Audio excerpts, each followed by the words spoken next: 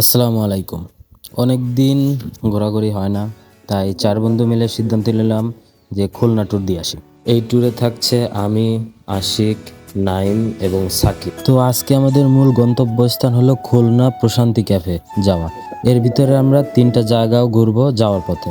তো যাওয়ার পথের প্রথম আমাদের গন্তব্যস্থান হলো জামদিয়া রেল স্টেশন। দ্বিতীয়ত যাব রবীন্দ্রনাথ ঠাকুরের শ্বশুরবাড়ি এবং লাস্ট জায়গা হলো খুলনা প্রশান্তি ক্যাফে। এর মাঝখানে আমরা খুলনার 0 পয়েন্টে যে কামরুল হোটেল আছে, সেই বিখ্যাত কামরুল হোটেল থেকে আমরা দুপুরের লাঞ্চটা করে নেব। বর্তমানে এখন নড়াইল রোড থেকে জামদিয়ার উদ্দেশ্যে রওনা করলাম সেই রেল জংশনের দিকে।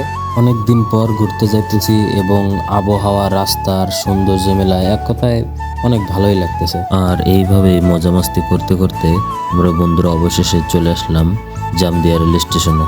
এখানে এসে কিছুক্ষণ ঘুরলাম ফিরলাম এবং কিছু ফটোশুট করলাম।